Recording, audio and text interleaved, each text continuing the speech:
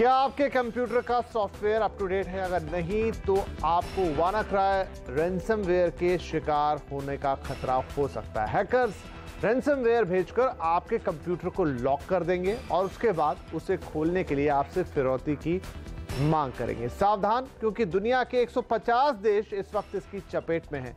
तो आखिर क्या है ये रैंसमवेयर, वानाक्राई, और कैसे इससे दुनिया भर में कंप्यूटर लॉक हो रहे हैं और आपको इस खतरे से कैसे सावधान रहना है, ये सब बताने के लिए आज हमारे साथ एक खास पैनल है जिसमें शामिल हो रहे हैं नेस्कॉम के president R Chandrashekhar, cyber security expert और associate VP CISA Nitin Bhatnagar साहब, साइबर लॉ के बड़े जानकार पवन दुग्गल और साइबर सिक्योरिटी प्रोवाइडर फर्म ल्यूसिडियस के वाइस प्रेसिडेंट राहुल त्यागी। आप सभी का बहुत बहुत स्वागत है। सबसे पहले सर आपसे ही पूछना चाहूँगा कि ये जो इतना बड़ा हमला हुआ जिसने पूरी दुनिया को हिला के रख दिया, 150 देश इसकी चपेट में है और माना जा रहा है कि अब तक का सबसे बड़ा साइबर अटैक है।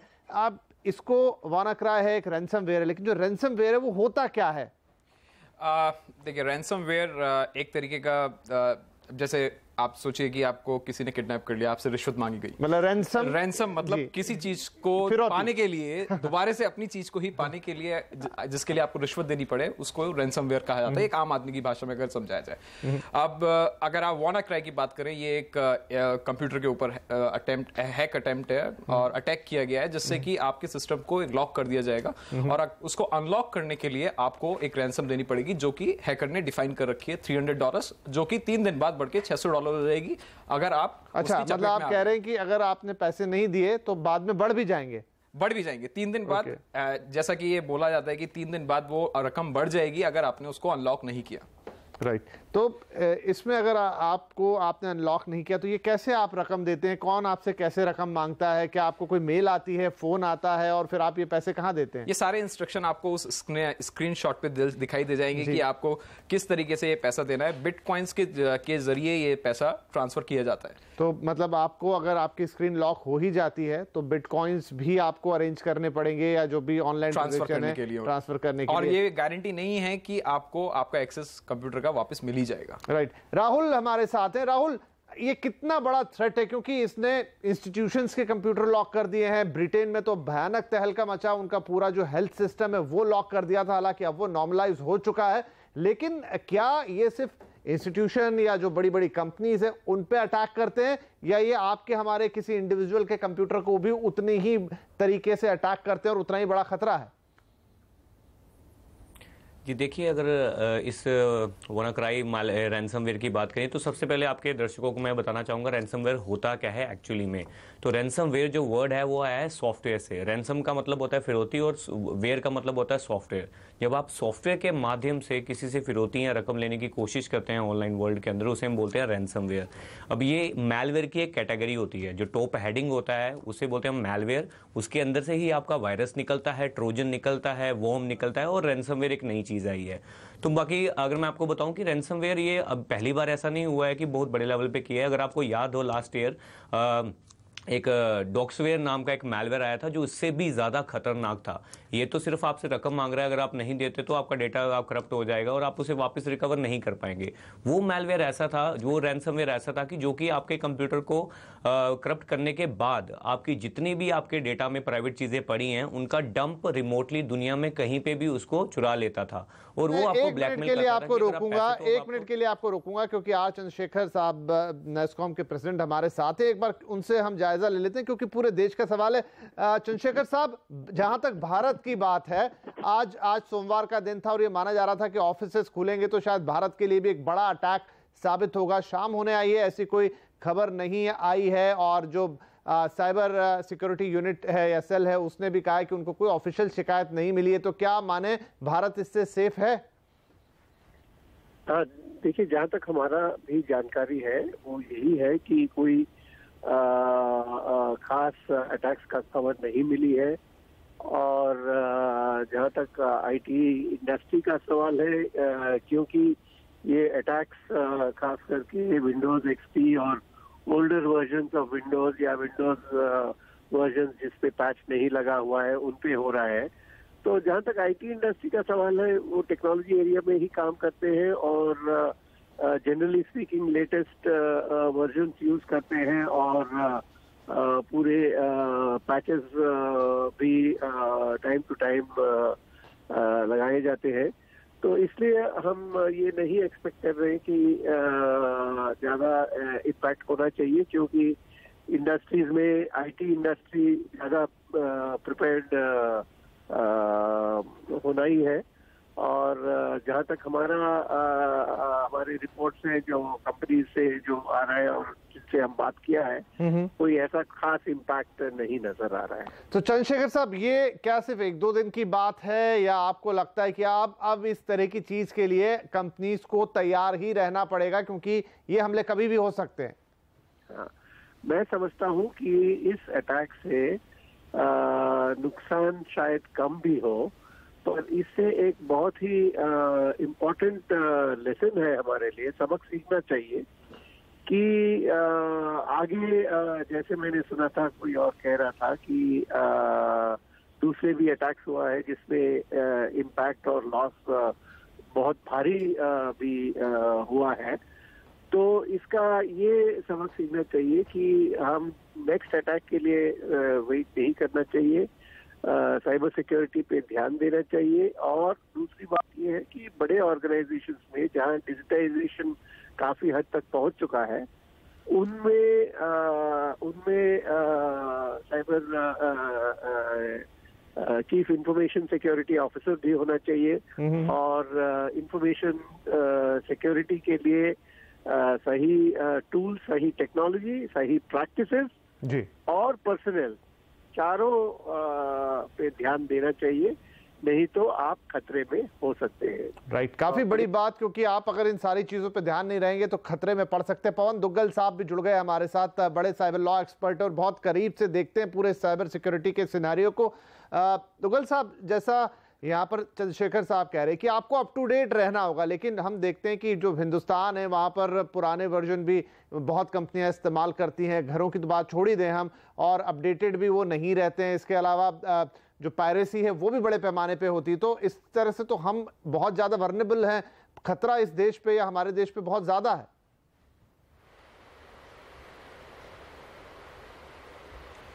देखिए, भारत इस तरह के आक्रमण का सामना करने के लिए अभी बिल्कुल भी तैयार नहीं है। हम लोग बिल्कुल अनप्रिपेयर्ड अभी पकड़े गए हैं, और उसका कारण भी यह है कि जितनी ज़्यादा तवज्जो और महत्व भारत को साइबर सुरक्षा के संदर्भ में देना चाहिए, वो हम अभी तक नहीं देते आए हैं। एक राष्ट्र होने के नाते हमने आज तक केवल लिप सर्विस प्रदान करी है साइबर सुरक्षा को लेकर। एकमात्र राष्ट्रीय साइबर सुरक्षा नीति बनाई 2013 में, लेकिन उसको भी कागजी घोड़ा बनाकर रख दिया। आज तक वो नीति हम अमल नहीं कर पाए हैं। और दूसरी बात हमें देखना है कि भारतवर्ष में आज ना तो भारत के पास कोई विशिष्ट साइबर सुरक्षा संबंधी कानून है, और ना ही कोई ऐसा कानून है जो रैंसमवेयर को गैर कानूनी घोषित करता है या साइबर क्राइम घोषित करता है।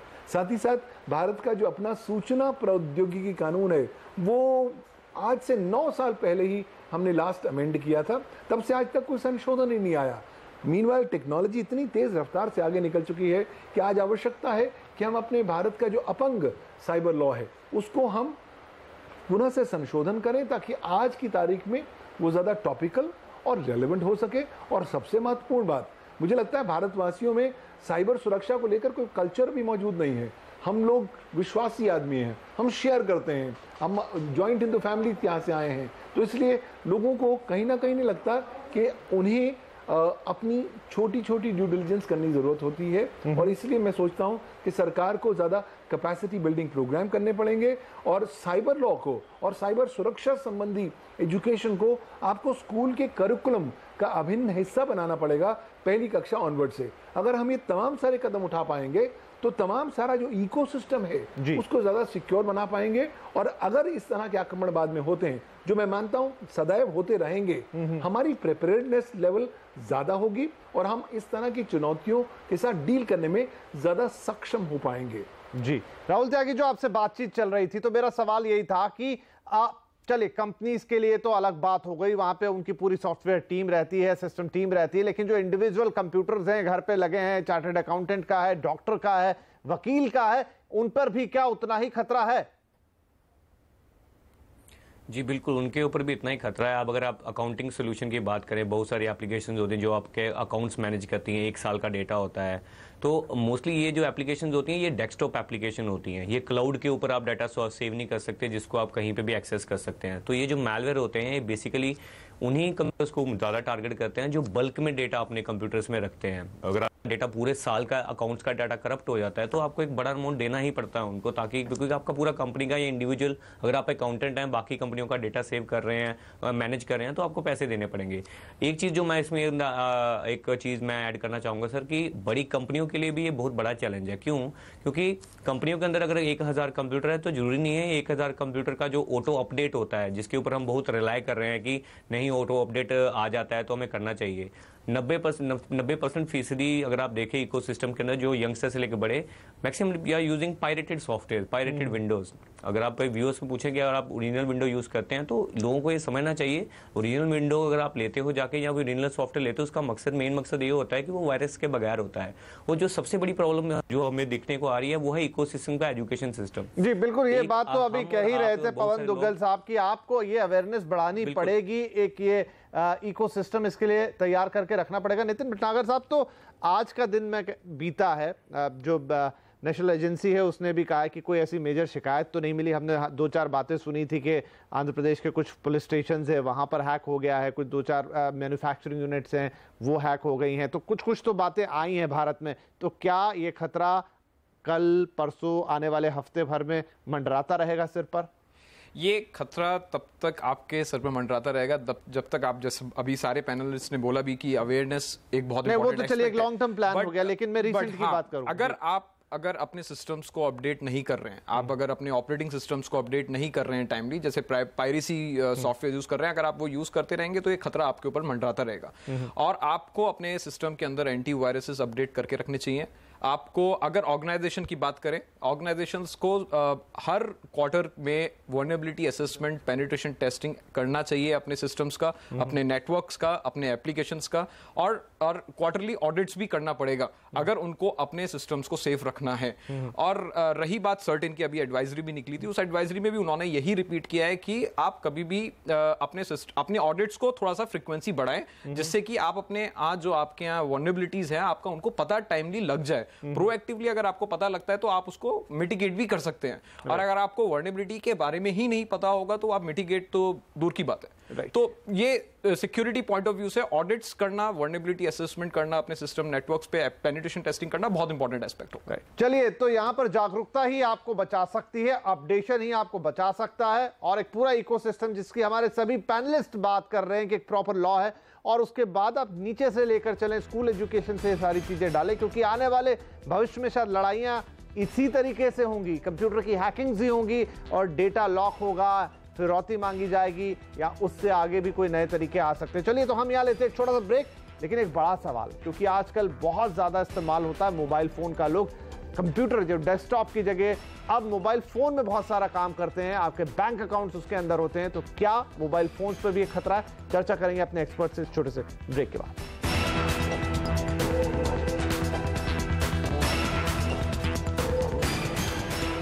WannaCry ये एक ऐसे सॉफ्टवेयर का नाम है, ऐसे चोर का नाम है जो आपके कंप्यूटर में चुपके से घुसेगा, आपके कंप्यूटर को लॉक कर देगा और फिर आपसे मांगी जाएगी फिरौती, और उसकी रकम है $300 जो बिटकॉइन के रूप में आपसे ली जाएगी। तो कैसे आपको इससे सावधान रहना, उस पर चर्चा हो रही है, हमारे पूरे पैनलिस्ट हमारे साथ हैं। लेकिन आगे बढ़े, चर्चा को आगे बढ़ाएं उससे पहले देखते हैं कि IT मिनिस्टर ने क्या कहा है, देश को इससे कितना खतरा है और आगे क्या तैयारियां हैं, आइए आपको सुनाते हैं। भारत पर इसका कोई विशेष प्रभाव नहीं पड़ा है। बहुत कुछ आइसोलेटेड तरीके से हमें रिपोर्ट आई है केरला में, और बहुत ही आइसोलेटेड आंध्र प्रदेश में। उसको भी कंटेन करने की कोशिश की जा रही है।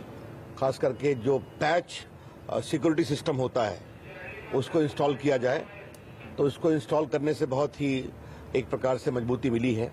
फिर भी IT विभाग, बाकी विभाग मिलकर इस पर पूरा नजर रखे हुए हैं।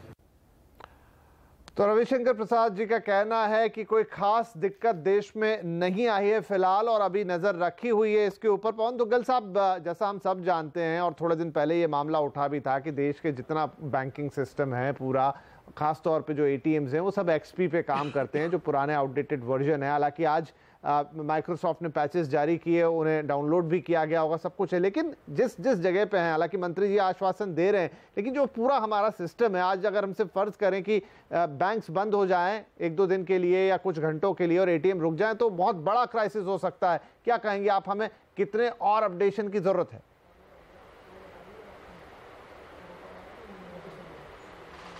देखिए, मुझे लगता है कि अभी दोपहर के 12 बज चुके हैं और सूर्य जो है हमारे सर के ऊपर आ चुका है, लेकिन अगर हम आंखें बंद करें और कहें कि रात है तो सूर्य तो लुप्त नहीं होने वाला। तो ठीक इस तरह की स्थिति फिलहाल भारतवर्ष में है। हम अपने आप को कहते रहे कि सब कुछ सुरक्षित है, ये एक सही अप्रोच आज के संदर्भ में इसलिए नहीं होगी क्योंकि कोई राष्ट्र आज की तारीख में नहीं कह सकता कि वो 100% साइबर सिक्योर है। अगर अमेरिका जैसे राष्ट्र की इलेक्शन प्रणाली को रशिया टारगेट कर सकता है, इन्फ्लुएंस कर सकता है, तो दुनिया में कुछ भी हो सकता है। तो इस संदर्भ में हमें अपने आप से भारतवर्ष में पूछना है कि हमने क्या किया है साइबर सुरक्षा को लेकर। क्या हमने कोई विशिष्ट कानून बनाया है साइबर सुरक्षा को लेकर? नहीं बनाया। क्या हमने रैंसमवेयर को एक दंडनीय अपराध घोषित किया? नहीं किया। क्या हमने साइबर सुरक्षा का कल्चर भारतवासियों में इनकलकेट करने की कोशिश की? नहीं की। तो जब हम इस वर्तमान स्थिति में हैं, तो आवश्यकता यह है इस बात को जानने के लिए कि ये पहला एकमात्र अंतर्राष्ट्रीय स्तर पर अटैक है, लेकिन ये आखिरी नहीं होने वाला है। आने वाले समय में और बड़े बड़े अटैक होंगे। तो अब जब भारत एक आईटी सुपर पावर बनना चाहता है, तो मुझे लगता है भारत की एक क्षमता होनी चाहिए कि वो अपनी प्रभुता और जो सॉवरेनिटी संबंधी इंटरेस्ट है उनको इंटरनेट में संपूर्णतः सुरक्षित रख सके, और वो तब रखेंगे जब हम साइबर सुरक्षा के साथ एकदम कदम दर कदम लेकर चल के आगे बढ़ेंगे। बिल्कुल सही। नितिन जी, जो मैं ब्रेक से पहले लोगों से मैंने कहा कि आपका पीसी तो ठीक है, कंप्यूटर ठीक है, लेकिन अब तो ज्यादातर काम आप लैपटॉप पे करते हैं या फिर आपके फोन पे करते हैं। फोन भी क्या इस खतरे का, इस मालवेयर का या रैंसमवेयर का शिकार बन सकते हैं, क्योंकि इसमें आपके बैंक अकाउंट जैसी चीजें होती हैं? बिल्कुल, कोई भी चीज जो कि एक ऑपरेटिंग सिस्टम पे चलती है या फिर इंटरनेट से कनेक्टेड है, वो इम्पैक्ट हो सकती है। तो मोबाइल भी, जैसे आपके डेस्कटॉप में या फिर आपके लैपटॉप्स में आप ओएस अपडेट करते हैं, एंटीवायरस डालते हैं, इसी तरीके से आपको मोबाइल, अपने स्मार्टफोन्स या आईपैड्स में भी आपको इस तरीके से अपने सेफ्टी मेजर्स लेने पड़ेंगे। और सबसे इंपॉर्टेंट बात यहाँ पे ये होगी कि आप अगर अपने मोबाइल फोन्स वगैरह में 2 फैक्टर ऑथेंटिकेशन लगाएं और एप्लीकेशंस को यूज करें वो लगा के, तो आप थोड़ा सा उससे सेफ रह सकते हैं। राइट। राहुल त्यागी, तो ये क्योंकि एक ऐसी चीज है जहां पर आपसे फिरौती मांगी जाती है, लेकिन क्या ये आपका डेटा चुरा भी लेते हैं या फिर ये डेटा को डिस्ट्रॉय ही करते हैं और आपके मोबाइल से क्या कोई ट्रांजैक्शन जैसी चीज भी कर सकते हैं? देखिए, रैंसमवेयर जो चीज़ होती है वो एक थोड़ा डिफरेंट कंसेप्ट है, जिसके अंदर वो आपका मोबाइल या कोई भी डिवाइस लॉकडाउन करने की कोशिश करते हैं। साथ ही साथ, जैसे मैंने बोला, रैंसमवेयर बहुत सारे तरीके के होते हैं। डॉक्सवेयर एक ऐसा रैंसमवेयर था जो लॉक तो करता ही करता था, साथ ही साथ आपकी जो पुख्ता फाइलें होती थी, पर्सनल डेटा होता था आपके लैपटॉप में से, वो चुरा लेता था और आपको ब्लैकमेल करता था। तो अगर जहां मोबाइल की बात करें तो मोबाइल के अंदर भी आपका आज फ्यूचर में आई थिंक अभी उनका शिफ्ट साइबर क्रिमिनल्स का लैपटॉप्स के ऊपर है, क्योंकि मेजोरिटी ऑफ ट्रांजैक्शन आप लैपटॉप के ऊपर करते हैं।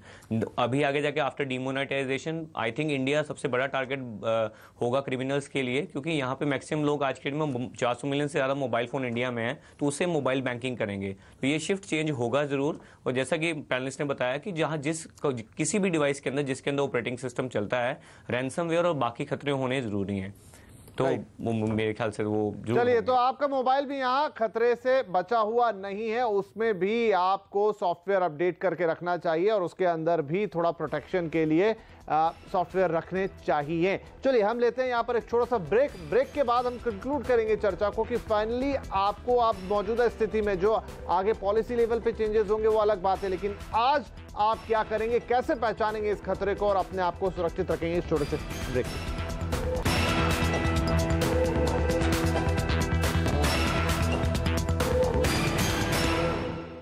तो साइबर फिरौती से रहिए सावधान, क्योंकि हाँ, अब आपके कंप्यूटर को लॉक करके आपसे फिरौती मांगी जा सकती है। ये नया तरीका आ गया है और 150 देशों में इस वक्त ये हमला चल रहा है। हमारे दोनों एक्सपर्ट हमारे साथ हैं, उनसे अब ये राय ले लेते हैं कि आखिर इसमें आपको क्या करना है। तो नितिन, पहले आप ही बता दीजिए कि अब ये चीज मुझे लगता है कि आज आई है, ये फिर कभी भी आ सकती है, लेकिन आप कैसे सावधान रहेंगे? मैं इसको दो टाइप में, इंडिविजुअली और ऑर्गेनाइजेशन पर्सपेक्टिव बताता हूं। इंडिविजुअल पर्सपेक्टिव, आप अपना डेटा बैकअप रखें, जिससे कि अगर आपके साथ ऐसी कोई अनहोनी होती है तो आप उसको बैकअप में जाके अपने डेटा को यूज कर सकते हैं। और दूसरी चीज है कि फिशिंग मेल से आप सावधान रहें। कोई भी एक अननोन सोर्स से कोई मेल आ रहा है तो आप उसको क्लिक ना करें, क्योंकि ये नहीं पता कि वो लिंक क्या मैलवेयर या फिर कोई एग्जीक्यूटेबल फाइल आपके सिस्टम पर रन करके वो आपको रैंसमवेयर का शिकार बना सकता है। तीसरी चीज जो कि ऑर्गेनाइजेशन पर्सपेक्टिव में बताना चाहता हूं, उनको अगर ऐसा लगता है कि उनके यहाँ खतरा है तो उनको एक इंडिपेंडेंट फॉरेंसिक्स ऑडिट करानी चाहिए, जो कि पेमेंट फॉरेंसिक इन्वेस्टिगेटर्स जैसी कंपनीज जैसे होती हैं, उनसे ये इन्वेस्टिगेशन करा के अपने एनवायरमेंट को सेफली निकाल लेना चाहिए और प्रोएक्टिवली एक स्टेप लेके उस पर काम कर लेना चाहिए। राइट, राहुल त्यागी, आपकी सलाह?